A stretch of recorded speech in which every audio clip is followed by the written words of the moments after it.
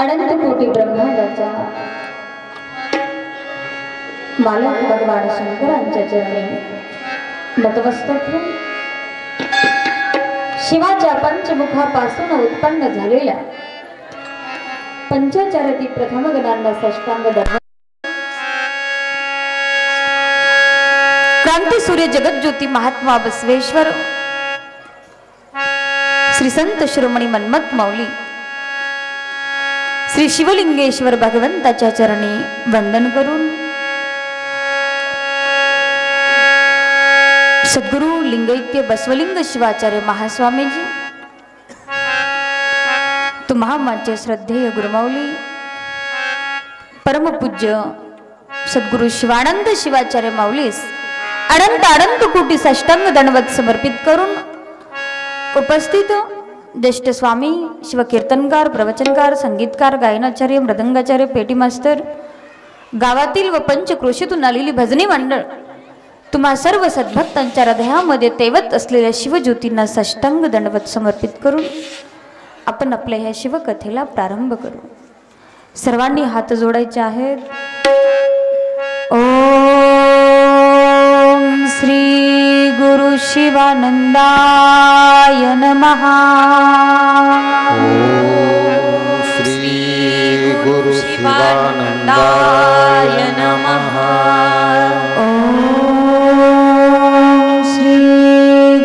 शिवानंदाय नमः। श्री गुरु शिवानंदाय नमः। श्री गुरु शिवानंदाय नमः। श्री गुरु शिवानंदाय नमः। श्री गुरु शिवानंदाय नमः। श्री गुरु शिवानंदाय नमः। श्री गुरु शिवानंदाय नमः। श्री गुरु शिवानंदाय नमः।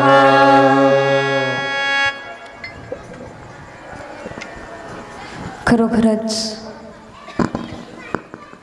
तुम्ही आम्ही खूप भाग्यवंत आहात, कारण गुरुमाऊलीच्या सानिध्यामध्ये भगवान शंकराची शिवकथा आपण श्रवण करत आहात। खरंच आपण भाग्यवंत आहोत,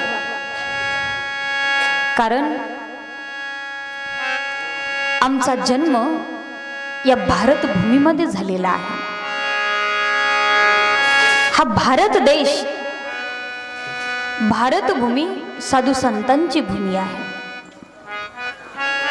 या भूमीमध्ये जगज्योती महात्मा बसवेश्वरांसारखे, संत शिरोमणी मन्मथ माऊलींसारखे, स्वामी विवेकानंदांसारखे अनेक थोर महापुरुष या भूमीमध्ये जन्माला आलेले आहेत। म्हणून आमची भूमी ही कशी आहे, पवित्र आणि पावन भूमीमध्ये आहे। आणि या पावन भूमीमध्ये तुमचा आमचा जन्म झाला, म्हणून तुम्ही आम्ही भाग्यवंत आहात। आणि जीवन जगत असताना आम्ही सदैव गुरुमाऊलीच्या सानिध्यामध्ये आणि या अखंड शिवनाम सप्ताहामध्ये 7 दिवस भगवान शंकराची शिवकथा श्रवण करत आहात। आपल्या सप्ताहाचा आजचा हा 7वा दिवस। पाहता पाहता 7 दिवस कधी गेले कळालंच नाही। शिवकथेचाही शेवटचा दिवस आहे। आज परभराशाची सांगता झाली, गाता भजनचेही पूजन झालं, समाप्ती झाली। आजचा हा 7वा दिवस आणि उद्याचा 8वा दिवस। आजचा 7वा आणि उद्याचा 7 दिवस 8वा। आता पहिल्या दिवसापासून आम्ही या 7व्या दिवसापर्यंत जेवढंही काही आम्ही श्रवण केलेलं आहे ते श्रवण केलेलं आमच्या अंतःकरण वृत्तीमध्ये ठेवून जीवनामध्ये आम्हाला त्याचा उपयोग करायचा आहे. एवढंच नाही, सप्ताह कशासाठी असतो? सप्ताह म्हणजे एक प्रकारची आमची बॅटरी चार्जिंग करून घेण्यासाठी असतं. आता तुम्ही म्हणसाल आमच्या इथं लाईटच जात नाही तर बॅटरीचं काय काम आहे? गेली तरी लगेच 2-3 मिनिटांमध्ये येते. ती बॅटरी नाही, आमची ही बॅटरी. ही बॅटरी चार्जिंग करून घेण्यासाठी सप्ताह असतो. आणि या 7 दिवसामध्ये जेवढं काही श्रवण केलेलं आहे, जेवढी काही आमची बॅटरी चार्जिंग करून घेतलेली आहे, या बॅटरीचा उपयोग पुढच्या वर्षी सप्ताह येईपर्यंत करायचा आहे. आता या अखंड शिवनाम सप्ताहामध्ये अखंडितपणे भगवान शंकराच्या स्मरणामध्ये आपण होतो. सकाळी उठल्याबरोबर शिवपाठ झाल्याच्या नंतर लगेच परमरहस्य पारायण झाल्यावर लगेच आप्पांचं प्रवचनानंतर गाथा भजनानंतर पुन्हा संध्याकाळचं शिवपाठ आणि शिवपाठानंतर शिवकथेनंतर शिवजागर, शिवभजन. म्हणजे अखंडितपणे भगवान शंकराच्या आम्ही सानिध्यामध्ये होतो. बघा, आता आम्ही या सप्ताहामध्ये दररोज 2 टाइम शिवपाठ केलो. आता सप्ताह संपला, उद्यापासून आम्हाला शिवपाठ बंद करायचा आहे का? नाही. सप्ताहामध्ये आम्ही परमरहस्य पारायण केलो. हे पारायण फक्त सप्ताहामध्येच करायचं असतं का? उद्यापासून बंद का? नाही. हे शिवपाठ, परमरहस्य पारायण आम्हाला वर्षाचे 12 महिने अखंडितपणे आम्ही सुद्धा सदैव चालू ठेवलं पाहिजे. फक्त आम्हाला सप्ताहापुरतच शिवपाठ करायचा नाही, सप्ताहापुरतच परमरहस्य पारायण करायचं नाही. वर्षाचे 12 महिने अखंडितपणे त्या भगवान शंकराच्या सेवेमध्ये आम्हाला राहायचं आहे.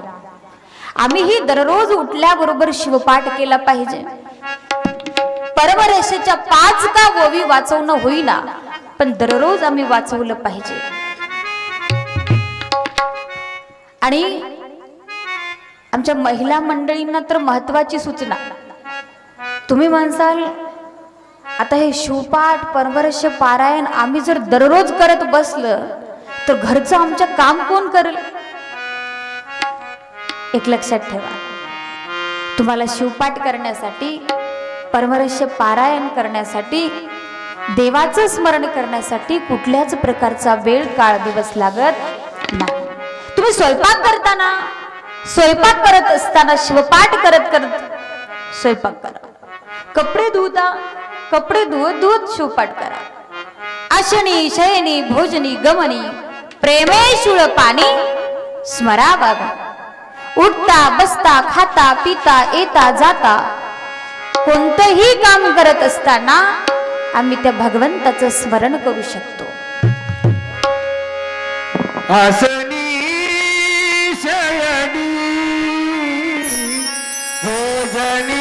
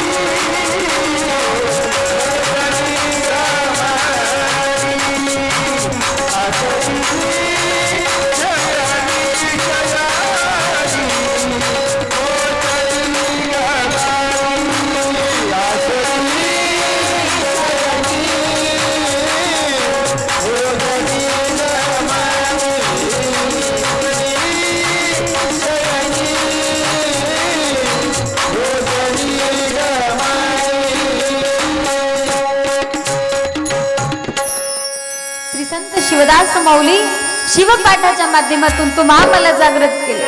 सांगू लागले बाबांनो, त्या देवाचं स्मरण करण्यासाठी तुम्हाला काहीच वेळ लागत नाही. अशनी शयनी भोजनी गमनी, उठता बसता खाता पिता कोणतंही काम करत असताना त्या देवाचं स्मरण करता येतं. मग आम्ही या 7 दिवसामध्ये जेवढं काही श्रवण करतो, दररोज 2 टाइम आप्पांचं प्रवचन, दररोज शिवकथा, हे सर्व जे काही आम्ही श्रवण करतो, हे श्रवण केलेलं आमच्या अंतकरण वृत्तीमध्ये ठेवायचं आहे. आणि आमच्यामध्ये आम्हाला काहीतरी बदल घडवून घ्यायचा आहे. आमच्यामध्ये आम्हाला परिवर्तन करायचं आहे. नाहीतर एका कानाने ऐकलं लगेच दुसऱ्या कानाने सोडून टाकलं असं नाही. आम्हाला कसं व्हायचं आहे बघा. कसं व्हायचं ते या उदाहरणाच्या नंतर तुम्ही ठरवा.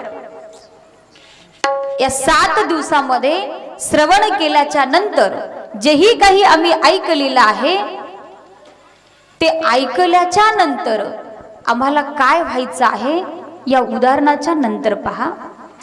साधं उदाहरण आहे. एका दुकानामध्ये 3 बाहुल्या होत्या.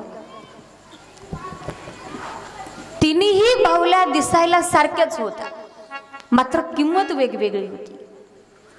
पहिली बाहुली होती, तिच्या एका कानातून तार घातला की दुसऱ्या कानातून निघायचं. तिची किंमत होती 100 रुपये. दुसरी बाहुली होती की तिच्या कानातून तार घातलं तर मुखातून निघायचं. तिची किंमत होती 200 रुपये. आणि तिसरी बाहुली होती, तिच्या दोन्हीही कानातून तार घातला ऑटोमॅटिक हृदयामध्ये जात होता. हिची किंमत होती 300 रुपये. एक व्यक्ती असंच जात होता आणि जात असताना रस्त्यात ते दुकान दिसलं आणि त्या बाहुल्या खूप सुंदर दिसल्या. तो थांबला आणि सावकारांना विचारलं, म्हटलं सावकार या बाहुल्या किती रुपयाला आहे? तो सांगितलंय पहिली आहे 100ची, दुसरी आहे 200ची, तिसरी आहे 300ची. मग तो विचार केला आणि विचार करून त्या सावकारांना म्हणू लागला, सावकार या तिन्ही बाहुल्या दिसायला तर सारख्याच आहेत, मात्र किंमत का वेगवेगळी आहे? तो सांगू लागला, पहिली आहे तिच्या पहिल्या कानातून तार घातलं तर दुसऱ्या कानातून निघतो. दुसरी आहे तिच्या कानातून तार घातलं तर मुखातून निघते. आणि तिसरी आहे दोन्ही कानातून जर तार घातलं तर हृदयामध्ये जातं.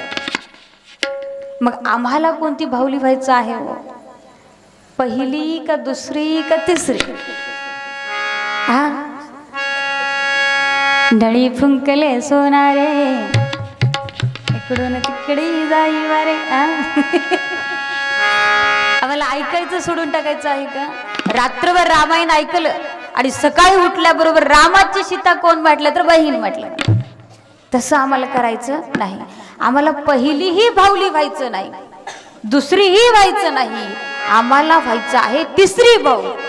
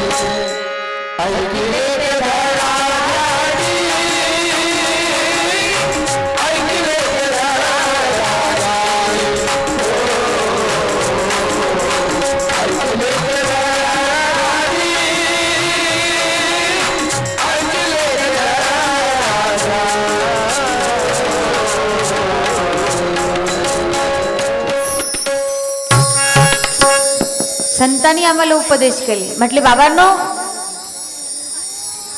ऐकून सोडून टाकू नका. ऐकिले ते धराधानी वाच बदा शूल पाणी. ऐकिले ते धराधानी वाच बदा शूल पाणी. जे आम्ही श्रवण केलेलं आहे ना ते आम्हाला आमच्या अंतःकरण वृत्तीमध्ये ठेवून आमच्या दररोजच्या जीवनामध्ये आम्ही उपयोग केला पाहिजे, तरच ऐकल्याचा फायदा होईल. संतांनी तुम्हाला जागृत केले, उठा म्हटले, आता जागे व्हा. कारण जीवन हे आम्हाला मनुष्याचं मिळालेलं आहे आणि मिळालेलं जीवन खूप सुंदर जीवन आहे आणि हे जीवन आम्हाला व्यर्थ घालवायचं नाहीये. जीवन मिळालं ते हिऱ्यासारखं जीवन मिळालं, पण आम्हाला कळालं नाही. उठा म्हटले, जागे व्हा. मी कोण आहे, मी कुठून आलो, मला कुठं जायचं आहे, माझी कर्तव्य काय, या सर्व प्रश्नांची आम्ही जाणीव करून घेतली पाहिजे. कारण जन्म हा आम्हाला हिऱ्यासारखा मिळाला पण कळाला नाही. जसं की एखाद्या मेंढी राख्याला, एक मेंढी राख्या दररोज मेंढ्या राखायचा. मेंढी राखत असताना झालं असं, एके दिवशी त्याला हिऱ्याचा मणी सापडला, पण त्याला माहिती नव्हतं की तो हिऱ्याचा मणी आहे. त्याला वाटलं की एक चमकणारा मणी आहे असं समजून त्या व्यक्तीने काय केला, मेंढीच्या गळ्यामध्ये बांधला. झालं असं, मेंढीच्या गळ्यातला मणी एके दिवशी बाजूच्या शेतामध्ये गळून पडला आणि त्या शेताचा मालक त्या शेतामध्ये फिरत असताना त्याला तो मणी सापडला. त्याचं घर होतं ह्याच्या शेजारी, मेंढी राख्याच्या शेजारी. आणि काय झालं, त्याला तो हिऱ्याचा मणी सापडल्याच्या नंतर त्याला एवढा आनंद झाला, तो सर्वांना सांगू लागला, मला हिऱ्याचा मणी सापडला, मला हिरा सापडला. हा मेंढी राखा त्याच्या घरी गेला आणि पाहिल्याच्या नंतर हा तो चमकणारा मणी आहे आणि हा चमकणारा मणी मला सुद्धा सापडलेला होता, पण मी माझ्या मेंढीच्या गळ्यामध्ये बांधला. तेव्हा तो व्यक्ती त्या मेंढी राख्याला सांगू लागला, म्हटला, बाबा रे, हा चमकणारा मणी नाही तर हा हिऱ्याचा मणी आहे आणि हा हिऱ्याचा मणी मला माझ्या शेतामध्ये सापडलेला आहे. तेव्हा त्या मेंढी राख्याला कळालं की आपल्याला जो सापडलेला मणी होता तो हिऱ्याचा मणी होता, पण आता कळून अर्थ नाही, हातातून गोष्ट निघून गेली. त्याच पद्धतीनं आम्हाला सुद्धा हिऱ्यासारखा मनुष्य जन्म मिळाला. मग हा जन्म आम्हाला गमवायचा नाही तर याचं सार्थक करायचं आहे. काय सार्थक केलं पाहिजे? कारण आम्हाला या जन्म मृत्यूच्या फेऱ्यातून मुक्त व्हायचं आहे आणि जन्म मृत्यूच्या फेऱ्यातून मुक्त होण्यासाठीच चालू असलेली शिवकथा, साधू संतांचं सानिध्य, तुम्ही आम्ही खूप भाग्यवंत आहात. साधू संतांच्या सानिध्यामध्ये आहात. आमचा जन्म या भारत देशामध्ये झाला, शिवभक्तांच्या कुळामध्ये झाला. पुण्यवंत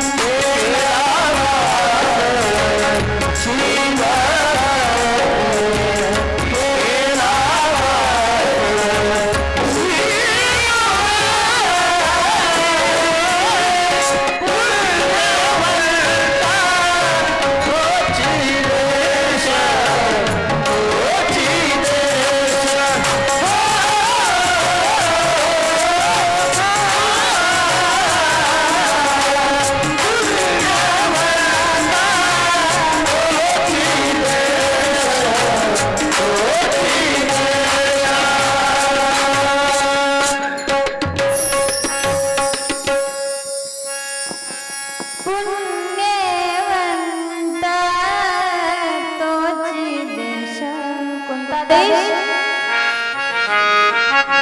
केला वास कोण शिव भक्त शिव भक्त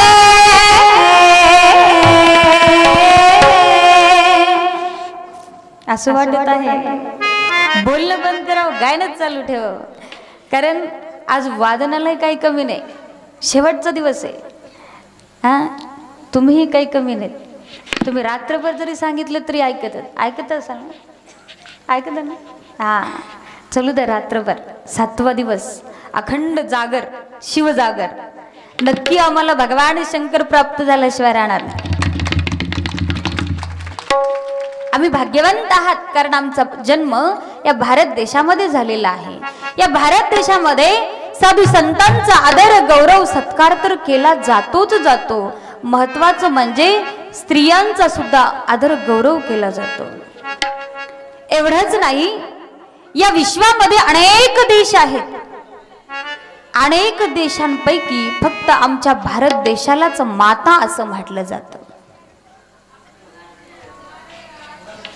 म्हणून आमचा देश हा कसा आहे पुण्यवंत आहे भाग्यवंत आहे आमच्या देशामध्ये संतांची तर पूजा केलीच जाते परंतु त्याच्यातही स्त्रींची सुद्धा पूजा केली जाते मुलींचीही पूजा केली जाते परंतु झालं असं सध्याच्या काळामध्ये प्रत्येक व्यक्तीला वाटत आहे की मुलगी नको फक्त मुलगाच बा प्रत्येकाला वाटते की मुलगी नको मुलासाठी आम्ही नाही नाही तर देवाला नवस बोलतो पण मुलीसाठी कोणीच बोलत नाही प्रत्येकाला वाटत आहे मुलगी नको पण का नको सध्याच्या तर काळामध्ये कोणत्याच क्षेत्रामध्ये मुलगी नाही असं नाहीच काही दिवसापूर्वी एकाने प्रश्न केला होता प्रत्येक क्षेत्रामध्ये महिला पुढे आहे प्रत्येक क्षेत्रामध्ये मुलगी पुढे आहे परंतु एसटीचा ड्रायव्हरच का नाही म्हणून पण मी तर असं म्हणेन जरी माझी माता जरी ही मुलगी एसटीचा जरी ड्रायव्हर नसेल तर घराचा ड्रायव्हर आहे घरामध्ये देव जन्माला आणायचं की राक्षस जन्माला आणायचं हे केवळ आमच्या मातेच्या हातामध्ये आहे म्हणून मुलीला जन्म द्या मुलीची हत्या करू नका कारण आमचा जन्म भारत देशामध्ये झालेला आहे आणि आमची भारतभूमी साधू संतांचे विचार आम्हाला काय सांगतात तर आमच्या जीवनाचं सार्थक करून घेण्यासाठी उपदेश करतात म्हणून आम्हाला आता जागृत व्हायचं आहे सावध व्हायचं आहे आणि सावध होऊन त्या अनंत कोटी ब्रह्मांड नायक आशुतोष भगवंताशी एकनिष्ठ व्हायचं आहे का व्हायचं आहे कारण या जन्म मृत्यूच्या फेऱ्यातून आम्हाला मुक्त व्हायचंय आणि या जन्म मृत्यूच्या फेऱ्यातून मुक्त होण्यासाठी त्या भगवान शंकराला शरण जावंच लागतं जोपर्यंत आम्ही त्याला शरण जाणार नाही तोपर्यंत आमचं कल्याण होणार नाही तर भगवान शंकर कसा आहे कल्याणी स्वरूप कल्याणी स्वरूप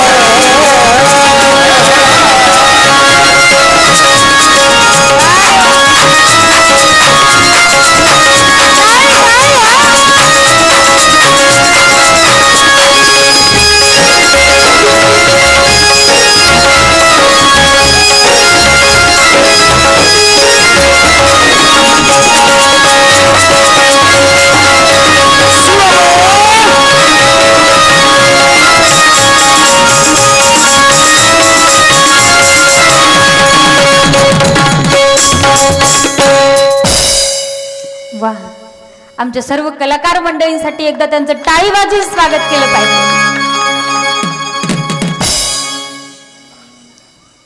कारण एखाद्या ठिकाणी जर कुस्ती खेळायला गेलं तिथं वाजवलं तरच इच्छा निर्माण होते कुस्ती खेळायची. आताच्या भजनाने जे झोपे गेलेले होते तेही जागे झाले.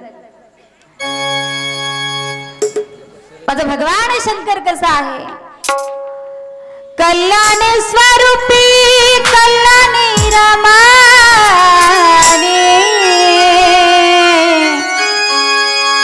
नाम ही कल्याण प्रदजाचे.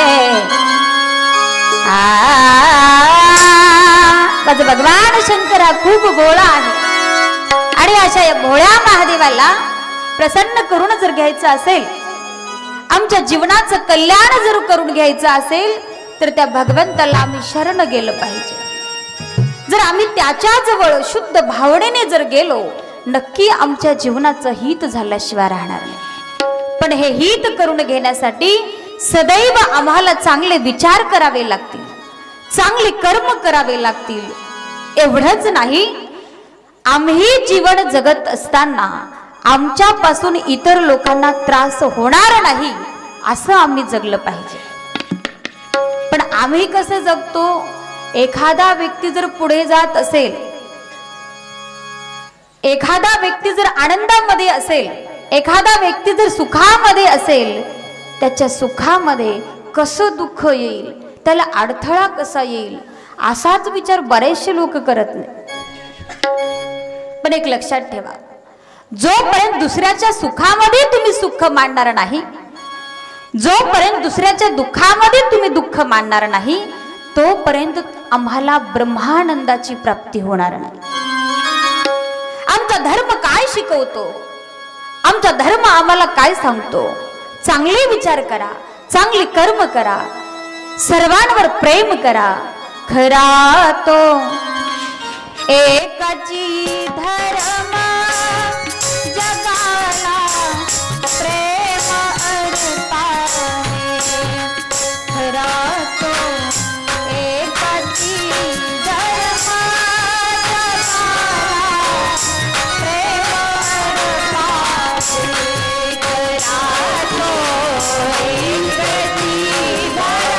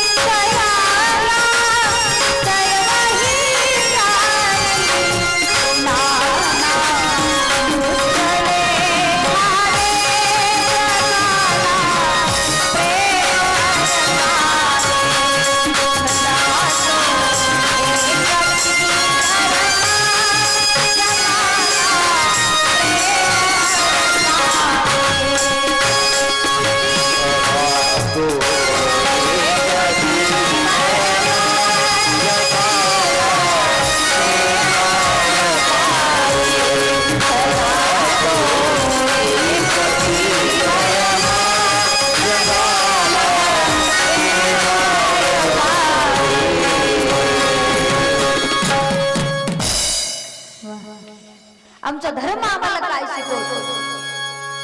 प्रेम अर्पावे इतना प्रेम करणं, चांगले विचार करणं, चांगले कर्म करणं हे आम्हाला आमचा धर्म शिकवतो। जो व्यक्ती सदैव चांगला विचार करतो, चांगले कर्म करतो, नक्की त्याला भगवान शंकराची प्राप्ती झाल्याशिवाय राहणार नाही। कारण तो भगवंत कसा आहे तर भोळा शंकर आहे आणि अशा या भोळ्या शंकराला भोळा भक्तच पाहिजे।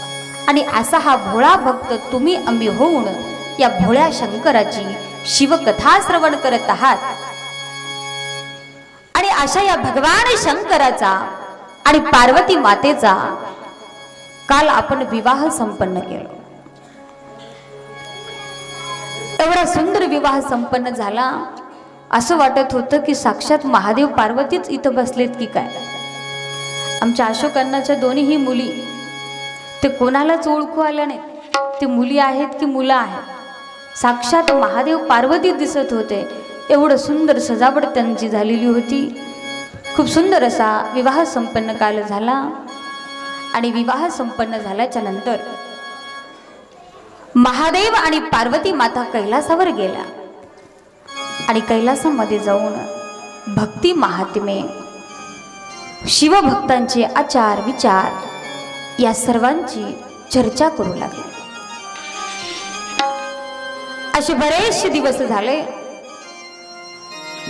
आणि बऱ्याचशा दिवसानंतर महादेव आणि पार्वती माता एका दिव्य स्थानी महादेव आणि पार्वती माता गेले। पार्वती माता आणि भगवान शंकर गेल्याच्या नंतर जवळपास 1000 वर्ष ते दोघेही एकत्र राहिले। आणि महादेव आणि पार्वती दोघेही एकत्र 1000 वर्ष राहिल्यामुळं सर्व देवी देवतांना एवढा आनंद झाला, खूप आनंद झाला। याचं कारण असं होतं, महादेव आणि पार्वती यांच्या माध्यमातून उत्पन्न झालेला शिवपुत्र, या शिवपुत्राच्या हातून तारकासुर नावाच्या राक्षसाचा वध होणारा होता। आणि तो तारकासुर नावाचा राक्षस सर्व देवी देवतांना एवढा त्रास देत होता की खूपच, आणि त्यांचा त्रासाला सर्वजण देव देवी कंटाळून गेलेले होते। आणि तो तारकासुर असा हा त्रास देत असताना सर्व देवी देवता ब्रह्मजींजवळ गेले आणि ब्रह्मजींना सर्व काही हकीकत सांगितली। त्याच्यानंतर ब्रह्मजी तारकासुराच्या जवळ गेले आणि तारकासुराने त्या ब्रह्मजींना पाहिल्याबरोबर ब्रह्मजींना नमस्कार केले आणि ब्रह्मजींना म्हणाले, देवा मला तुझ्याकडून काहीतरी मागणी हवी आहे। ब्रह्मदेव म्हणाले, तुम्हाला काय पाहिजे? तेव्हा तारकासुर म्हणाला, माझा वध हा शिवपुत्राच्या हातूनच व्हावा। तेव्हा ब्रह्मजी तथास्तु म्हटले आणि निघून गेले। अशा प्रकारे शिवपुत्रापासून या तारकासुराचा वध होणारा होता। महादेव आणि पार्वती माता जवळपास 1000 वर्ष राहिल्यानंतरही शिवपुत्राची उत्पत्तीच झाली नाही। महादेव आणि पार्वती माता वापस आले।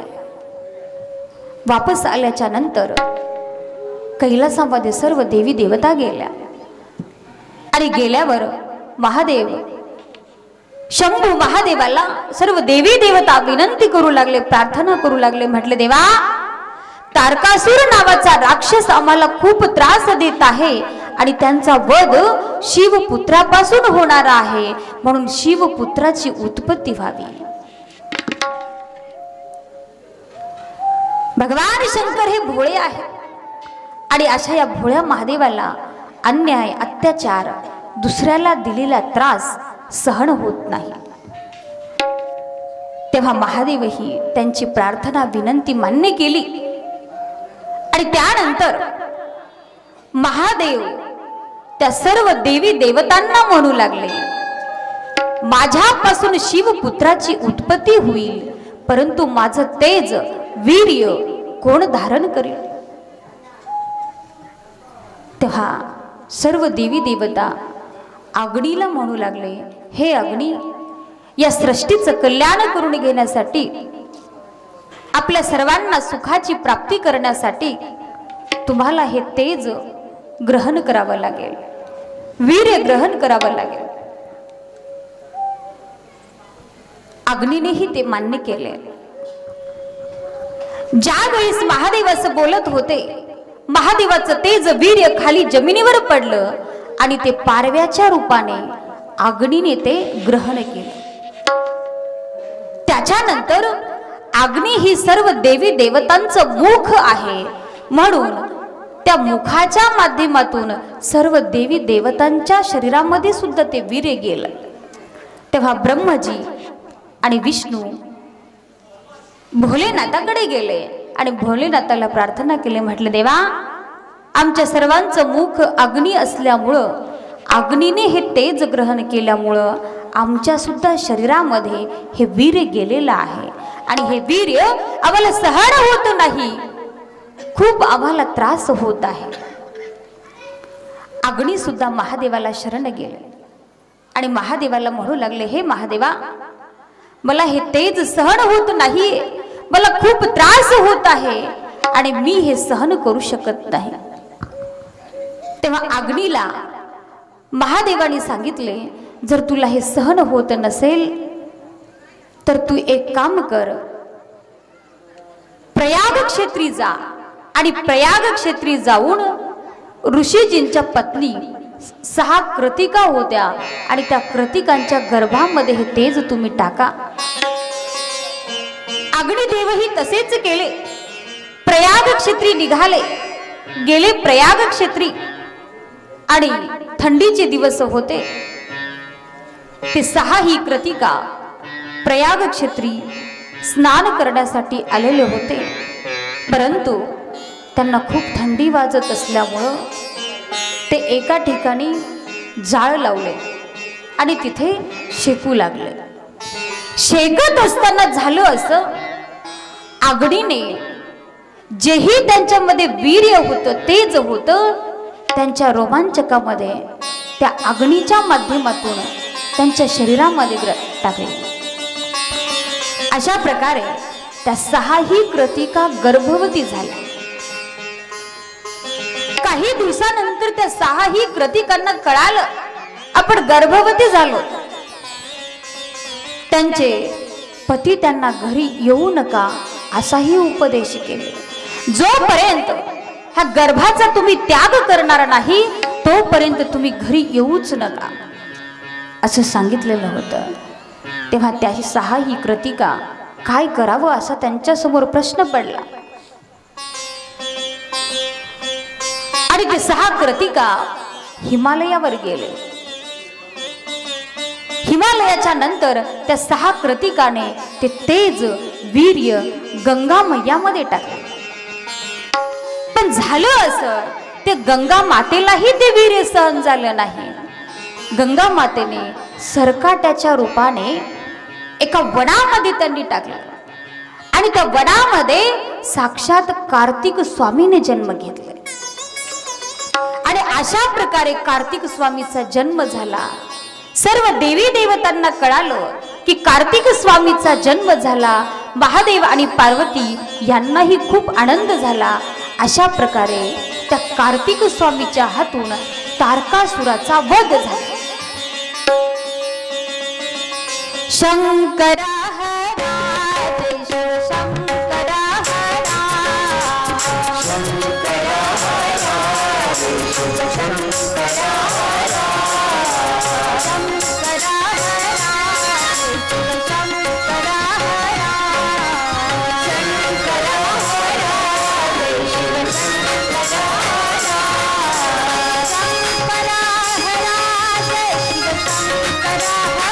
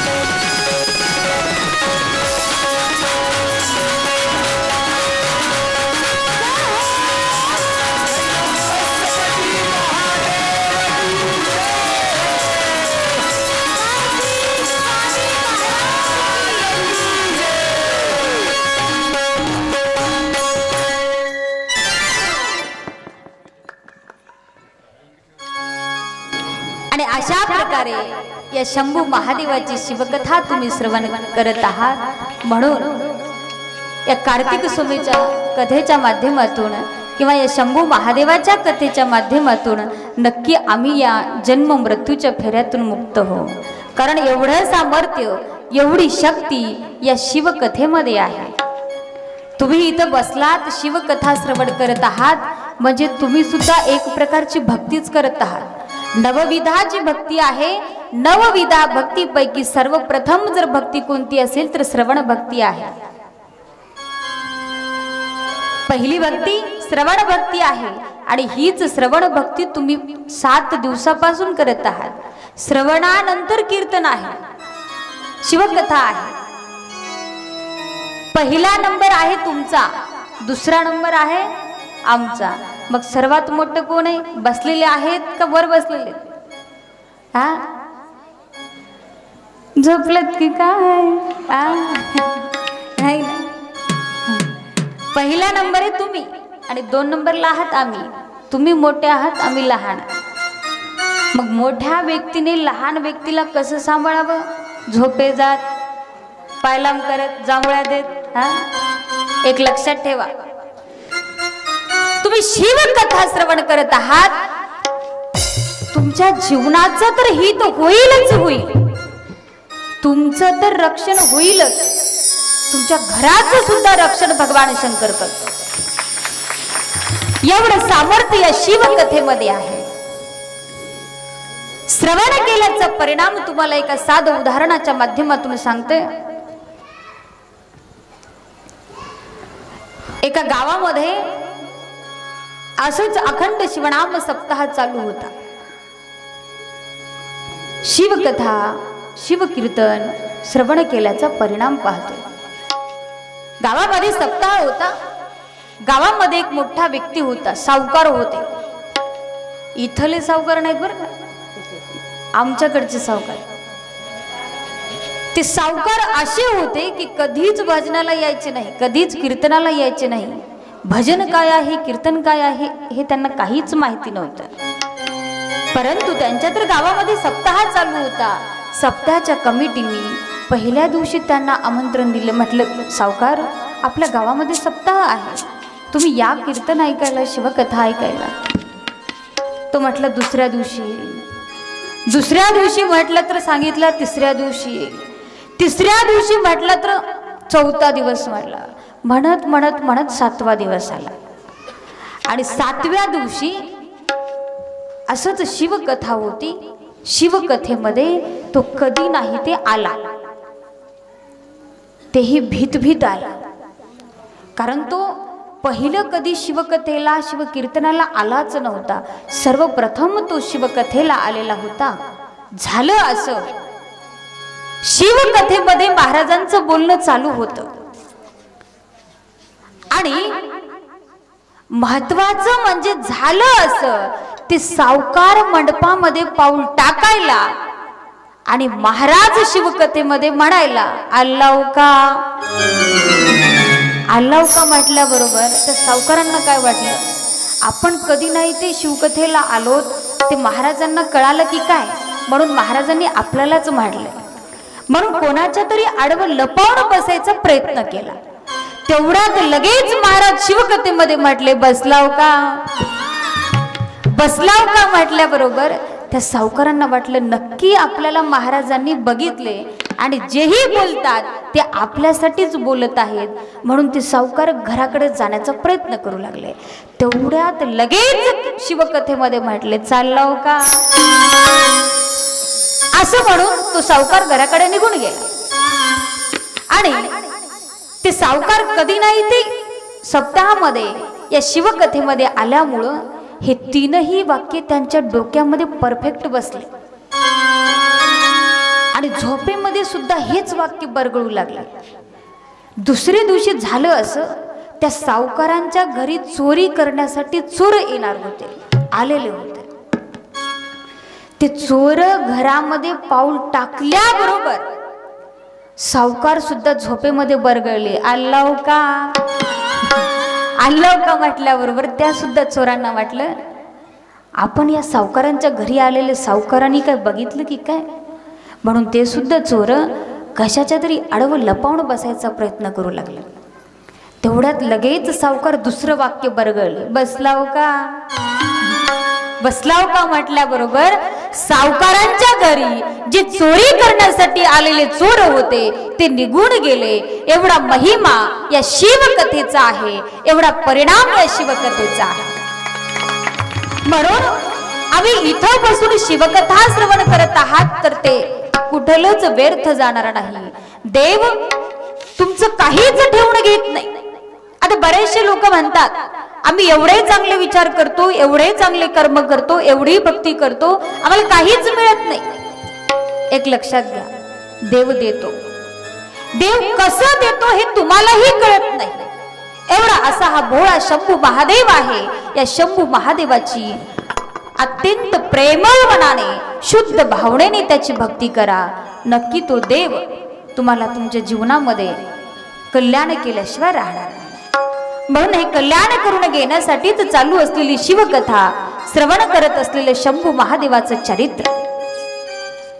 आणि अशा प्रकारे कार्तिक स्वामीचा जन्म झाल्याच्या नंतर बऱ्याचशा दिवसांनी एकदा पार्वती माता आणि त्यांच्या सख्या मैत्रिणी तिघीही बसलेल्या होत्या. जया आणि विजया असं त्या मैत्रिणींचं नाव होतं. एके दिवशी काय झालं, पार्वती माता बसलेली असताना पार्वती मातेला जया आणि विजया ह्या दोघीही म्हणू लागल्या, माता भगवान शंकराचं रक्षण करण्यासाठी नंदी भृंगी असे असंख्य गण आहेत, परंतु आपल्या आज्ञेचं पालन करण्यासाठी तुमची सेवा करण्यासाठी तुमचा एकही पुत्र नाहीये, एकही सेवक नाहीये. एके दिवशी पार्वती माता स्नान करत असताना, नंदी पहारा करत असताना अचानक शंभू महादेव आतमध्ये गेले आणि त्या दोघेही बोललेलं वाक्य पार्वती मातेला आठवलं. पार्वती मातेलाही वाटलं खरंच आपल्याही आज्ञेचं पालन करणारं, आपली ही सेवा करणारं कोणीतरी आपलं आपलं असावं. म्हणून पार्वती मातेने आपल्या शरीराच्या मुळापासून एका महापुरुषाची उत्पत्ती केली आणि त्याचं नाव ठेवले श्री गणेश. अशा या गणपती बाप्पाचा जन्म झाला. एके दिवशी काय झालं, पार्वती माता स्नान करत होत्या आणि स्नान करत असताना गणपती बाप्पा हे पहारा देत होते. आणि गणपती बाप्पाला पार्वती मातेने सांगितलेलं होतं की आतमध्ये मी स्नान करत आहे, इथं कोणीही जरी आलं आतमध्ये कोणालाही येऊ देऊ नका. गणपती बाप्पांनी डोक्यामध्ये हे एकच वाक्य ठेवले, कोणीही जरी आलं आतमध्ये जाऊ द्यायचं नाहीये. पार्वती माता स्नान करण्यासाठी गेल्या. इकडे शंभू महादेव दाराला आले. शंभू महादेवाला गणपती बाप्पांनी अडवले. महादेवांनी गणपती बाप्पाला म्हटले, बाळा तू कोण आहेस, इथं का थांबलास, कशासाठी थांबलास, तू कुठून आलास, तुझं नाव काय आहे. तेव्हा गणपती बाप्पा म्हणाले, माझं नाव काहीही असू द्या, मी कुठूनही आलेलो असू द्या, पण तुम्हाला आतमध्ये जाता येणार नाही. शंभू महादेवाला राग आला. महादेव गणपती बाप्पाला म्हणू लागले, मी कोण आहे हे तुला माहिती नाही वाटत. मी नाथांचा नाथ महादेव, देवांचा देव आहे आणि मला तू अडवतोस. गणपती बाप्पा म्हणाले, तुम्ही कोणीही असताल मला त्याच्याशी काहीही देणं घेणं नाही, परंतु माझ्या मातेची मला आज्ञा आहे की माझ्या मातेच्या आज्ञेशिवाय आतमध्ये कोणीही जाऊ शकणार नाही. महादेवाला राग आला आणि अशा प्रकारे गणपती बाप्पांचं आणि महादेवाचं एवढं मोठं युद्ध झालं, खूप मोठं. आणि त्या युद्धामध्ये महादेवांनी गणपती बाप्पांचा शिरछेद केला, मुंडक कापले, मस्तक कापले. पार्वती मातेला कळालं गणपती बाप्पांचा शिरछेद झालेला आहे, गणपती बाप्पाला महादेवाने मारलेला आहे. पार्वती माता बाहेर आल्या, पाहू लागला. पार्वती माता एवढा आक्रोश करू लागला, रडू लागला. भगवान शंकर पाहत होते आणि भगवान शंकराला पार्वती माता म्हणू लागला, जोपर्यंत माझ्या गणेशाला जिवंत करणार नाही तोपर्यंत मी इथून हलणारही नाही. आता पार्वती मातेच्या हट्टामुळं शंकराला काहीही सुधरेना. परत पुन्हा पुन्हा पार्वती माता एकच म्हणू लागला, जोपर्यंत माझा गणपती जिवंत होणार नाही तोपर्यंत मी काहीच कोणाला बोलू शकणार नाही, असं म्हणून खूप आक्रोश करू लागला, रडू लागला. आता पार्वती मातेच्या हट्टामुळं गणपती बाप्पाला जिवंत करावंच लागलं. आता गणपती बाप्पाला जर जिवंत करायचं असेल तर कसं करावं? तेव्हा महादेवाने सांगितलं, हत्तीचं सोंड आणा, हत्तीचं मस्तक आणायला सांगितले आणि त्या हत्तीचं मस्तक गणपती बाप्पाला बसवले आणि गणपती बाप्पाला बसून पुन्हा त्या गणपती बाप्पाला जिवंत केले. तेव्हा पार्वती मातेला एवढा आनंद झाला, खूप आनंद झाला आणि पार्वती माता श्री गणेशजींना आशीर्वादही दिला. म्हटलं, हे गणेशा, या विश्वामध्ये प्रत्येक वेळी कोणतंही कार्य करत असताना अगोदर तुझी पूजा होईल आणि नंतरच कार्याला सुरुवात होईल. सर्वप्रथम तुझी पूजा केली जाईल. अशा प्रकारे गणपती बाप्पाला पुन्हा जिवंत करून महादेवाने आणि पार्वती मातेने दिलेला हा आशीर्वाद आहे. जय गणेश जय गणेश जय गणेश देवा, गणेश जय गणेश देवा, गणेश जय गणेश जय गणेश देवा, जय गणेश जय गणेश देवा, पार्वती पिता महादेवा, पार्वती पिता महादेवा, जगदंब दयावंत काय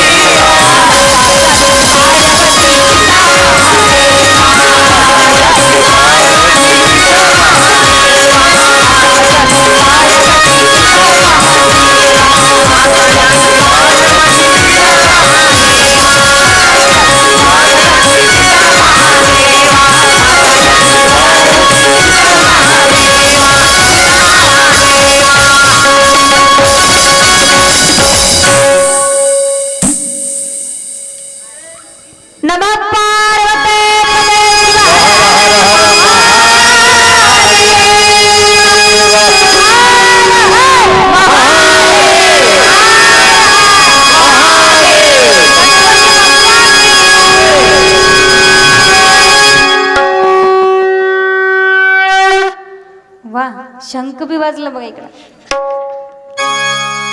अशा प्रकारे कार्तिक स्वामीचा आणि गणपती बाप्पांचा जन्म झाला आणि तदनंतर श्री गणेश, कार्तिक स्वामी, महादेव आणि पार्वती सुंदर असं कुटुंब. आणि अशाच प्रकारे पहिल्या दिवसापासून इथपर्यंत तुम्ही शिवकथा श्रवण केला. खरंच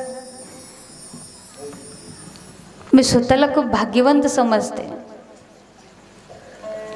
कारण माझी पहिली शिवकथा तमलूरमध्ये झाली.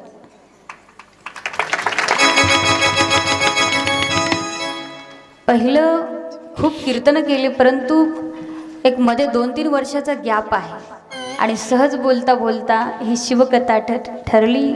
आणि ही शिवकथा पहिलं मी कुठेही केलेली नाही आहे आणि प्रथम शिवकथा इथं करण्याचा योग आला. म्हणून या शिवकथेच्या माध्यमातून माझे गुरुमाऊली मला जशी बुद्धी दिले त्या पद्धतीनं ही शिवकथा मी तुमच्यापर्यंत पोहोचवण्याचा प्रयत्न केलेला आहे. म्हणून बोलत असताना, सांगत असताना जर माझे एखादे शब्द चुकीचे गेले असतील तर त्या माझ्या वाणीचा दोष म्हणून मला परत द्या. जे शब्द तुम्हाला चांगले वाटले ते ग्रहण करून घ्या. आणि खरोखरच आमच्या या कलाकार मंडळींनी खूप सुंदर साथ केलेली आहे.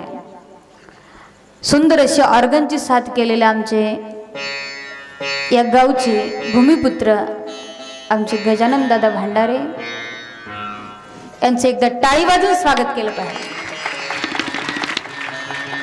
त्याच्यानंतर सुंदर अशी तबल्याची साथ केलेले मुळी बाप होता ज्ञानी तेव्हा लागलो ह्या ध्यानी ओवीप्रमाणे सुंदर अशी तबल्याची साथ केलेले आमचे तबलावादक आदरणीय शिवभक्ती परायण प्रल्हाद दादा यांनी ही खूप सुंदर अशी साथ केलेली आहे.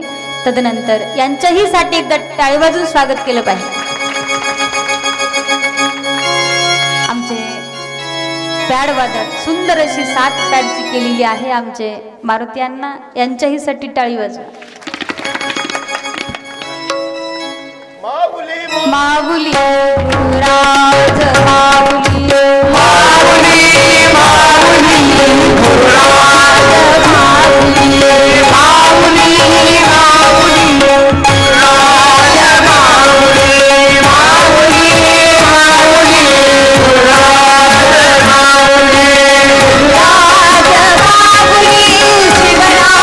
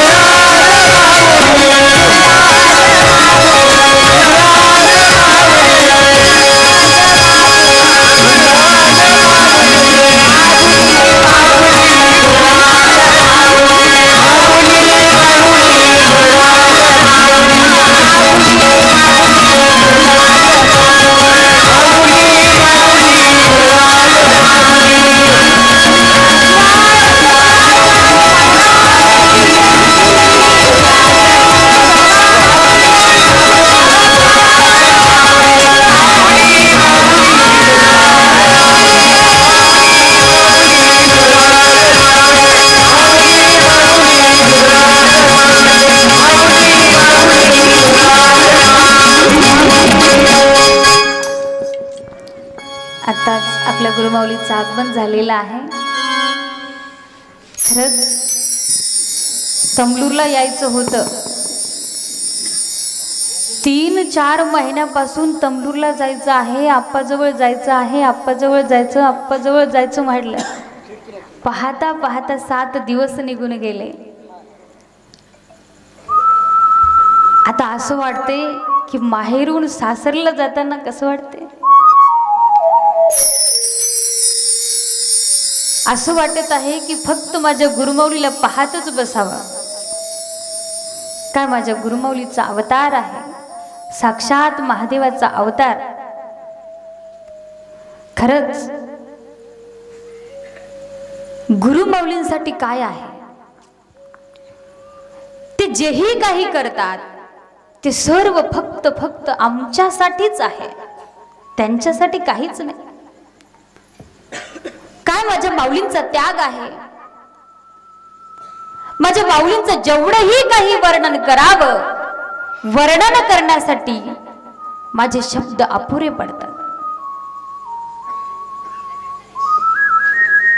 खरंच आपण भाग्यवंत आहात, कारण सद्गुरु शिवानंद शिवाचार्य माऊलींसारखे गुरु तुम्हाला प्राप्त झाले.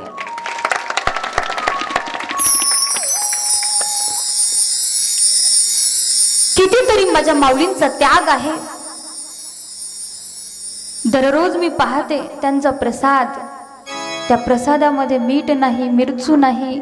एखाद्या वेळेस आमच्या भाजीमध्ये थोडंसं तेल जरी कमी पडलं तर आम्ही खात नाही. परंतु माझ्या माऊलींचा प्रसाद जर बघितलं, पाहिलं, खाल्लं, डोळ्यामध्ये अश्रू येतात. एवढा त्याग कोणासाठी आहे, फक्त तुमच्या आमच्या जीवाचं कल्याण व्हावं, भक्तासाठी, शिष्यासाठीच माझ्या गुरुमाऊलीचा त्याग आहे. आणि अशा या गुरुमाऊलीच्या सानिध्यामध्ये तुम्ही आम्ही आहात. आणि मी स्वतःला खरंच धन्यवंत, पुण्यवंत, भाग्यवंत समजते. अशा या गुरुमाऊलींच्या समोर मला पहिली शिवकथा करण्याचा योग आला. सहज आप्पाजी बोलत होते आणि बोलत असताना मला म्हटले, यावर्षी कीर्तनाच्या ऐवजी शिवकथा ठेवायची. मी म्हटलं, आप्पा मला शिवकथा कशी जमेल, कारण पहिलेच 2-3 वर्षाचा गॅप आहे आणि तदनंतर शिवकथा मी पहिलं कुठं केलेलीच नाहीये. पहिली शिवकथा मला जमेल का? आप्पा म्हणाले, जमेल तू कर. आणि मी जसं जमेल तसं मी शिवकथा केले. हा सर्व प्रसाद, हा सर्व आशीर्वाद माझ्या माऊलींचा आहे. म्हणून माझी गुरुमाऊली जशी मला बुद्धी दिले त्या पद्धतीनं ही शिवकथा तुमच्यापर्यंत पोहोचवण्याचा मी प्रयत्न केलेला आहे. आणि ही शिवकथा सादर करत असताना उपस्थित सर्व गायक वादक मंडळी, आज आवर्जून उपस्थित असलेले आमचे गंगाधर दादा, शेवाळीकर दादा तर आहेतच, तदनंतर आमचे दिगंबर काका, शिवलिंगप्पा, आणि सतत पहिल्या दिवसापासून व्हिडिओ तयार करत असलेले, व्हिडिओ शूटिंग करत असलेले आमचे लक्ष्मण भांडारे सर, तसेच आमचे आकाश भाऊ. आपला हा कार्यक्रम जगाच्या कानाकोपऱ्यापर्यंत पोहोचण्याचा जे माध्यम आहे, व्हिडिओ शूटिंगच्या माध्यमातून भांडारे सर आणि आकाश भाऊ करत आहेत. तसंच आज आमच्या गावातूनही बरेचसे मंडळी आवर्जून उपस्थित आहेत. आमच्या गावचे PSI सर, तेही आज आवर्जून उपस्थित आलेले आहेत. त्यानंतर आमच्या गावचे सरपंच, बरेचसे मंडळी आलेले आहेत. बऱ्याचशा गावातून आज पंचक्रोशीतून आलेले लोक, शिवभक्त मंडळी, आणि तुम्ही सुद्धा खूप सुंदर अशी साथ केला. तुम्हाला सुद्धा धन्यवाद बरं का. तुमच्यासाठी, श्रवण करणाऱ्या मंडळींसाठी आम्ही एकदा त्यांचं टाळी वाजून स्वागत करतो. त्याच्यानंतर लास्टला आहे आमची साऊंड सिस्टीम, कारण आमचे साऊंड सिस्टीम वाले नाराज होतील बरं का. मेन आहे आमचं साऊंड सिस्टीम. संगय आप्पा सुंदर अशी सेटिंग, सुंदर अशी साथ साऊंड सिस्टीमचीही झाली, त्यांनाही खूप धन्यवाद. आणि अशा प्रकारे बोलण्याच्या ओघामध्ये काही जणांचं जर मी नाव घेतले नसेल तर नाराज होऊ नका, कारण सर्वांचं नाव घेणं शक्य नाही. म्हणून आपल्या सर्वांच्या जीवनामध्ये सुख शांती ऐश्वर्य लाभो एवढीच प्रार्थना गुरुमाऊलींच्या चरणी करून झालेल्या सेवेला इथेच पूर्णविराम. शिव माझा माझा माझा माझा माझा